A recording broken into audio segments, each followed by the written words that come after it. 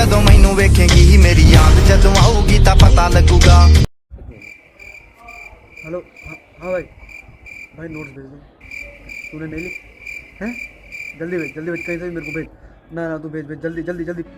क्या आपका भी यही हाल है? क्या आपको भी एग्ज़ाम प्रिपरेशन करने में दिक्कत होती है? तो आपने सही वीडियो पे क्लिक किया है।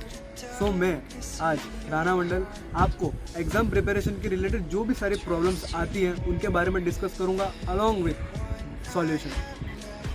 So first of all let me clear कि मैं कोई टीचर नहीं हूँ जो आपको टिप्स दूंगा कि आप ऐसे ऐसे पढ़ो तो आपका कोर्स 1 दिन में, 2 दिन में या 3 दिन में ख़त्म हो जाएगा। नहीं, मैं भी आपकी तरह एक स्टूडेंट हूँ। मैं सिर्फ यहाँ पे प्रॉब्लम्स और सॉल्यूशन की बात करने आया हूँ, ठीक है?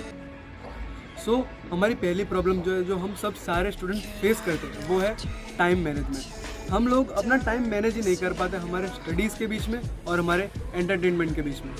क्यों? क्योंकि हम जो भी सारी चीज़ हो रही है उसको होने देते हैं। हम इतना सा भी कंट्रोल, इतना सा भी ट्राई नहीं करते हमारे ब्रेन को कंट्रोल करने की, हमारे इमोशंस को कंट्रोल करने की। और इसी टाइम पीरियड के बीच में हमारा ब्रेन हमसे क्या कहता है? Bro wait a minute, let's me control you. और इसी गलती की वजह से हम जो है हमारा टाइम वेस्ट कर देते हैं और बाद में हम लोगों से पूछते हैं कि भाई मेरा टाइम कहाँ गया, मुझे खुद को पता नहीं चलता, मेरा टाइम कहाँ गया। तो इसके सॉल्यूशन में सिर्फ एक ही लाइन कहना चाहूँगा कि to do something big, to achieve something big, every minute has to be. So now the second and the most biggest problem for all the youths and students is our biggest enemy as well as friend, mobile. ये problem specially मुझे भी बहुत problem करती है। तो अगर इसमें मैं अपना एक्सपीरियंस शेयर करूँ ना, तो जब भी मैं पढ़ने बैठता हूँ अपने रूम में या कहीं भी अपने में जब पढ़ने बैठता हूँ, तब मेरा ब्रेन जो लास्ट एक्टिविटी मैंने अपने फ़ोन में की होगी वो मुझे बार बार रिकॉल कराएगा कि भाई तेरे को नए पोस्ट पे कितने लाइक्स मिले होंगे, भाई वो रिप्लाई देगी कि नहीं देगी, भाई चल ना अमन जैन के ब्लॉग देखते थोड़ा माइंड फ्रेश करते हैं। और आप उस ब्रेन की ऐसी चिकनी चुपड़ी बातों में आके आपका फ़ोन आपके हाथ में कब वापस आ जाएगा आपको खुद को पता नहीं चलेगा।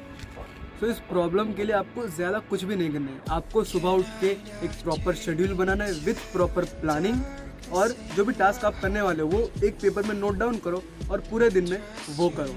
एंड एक रिजॉल्व ले लो पूरा कि जब भी मैं पढ़ने बैठूंगा, जहाँ भी बैठूँ, अपने रूम में, अपने टेबल में, जहाँ पे भी बैठूँ, वहाँ पे मेरा फ़ोन ना मुझे दिखना चाहिए, ना मैं अपने फ़ोन को टच करूँ। तो इससे आपका फुल कंसंट्रेशन आपकी स्टडीज़ पे होगा। अब आप में से कुछ लोग ये कहेंगे कि भाई मेरे तो ऑनलाइन लेक्चर्स होते हैं, मेरे को तो फ़ोन भाई चाहिए ही चाहिए, मैं तो यूट्यूब से पढ़ता हूँ, मैं तो ट्यूशन भी नहीं जाता, मेरे को तो फ़ोन चाहिए ही चाहिए।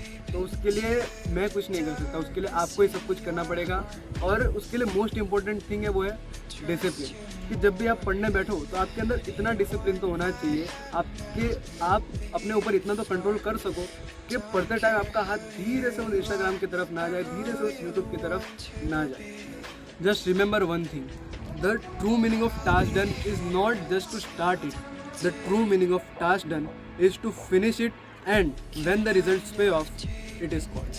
So this were the two problems जो हर स्टूडेंट की लाइफ में आते हैं उनके एग्जाम प्रिपरेशन के टाइम। So ये दो प्रॉब्लम्स को छोड़ के और भी बहुत सारी प्रॉब्लम्स आती है वो, लेकिन वो इन दोनों के कंपैरिजन में बहुत छोटी होती है।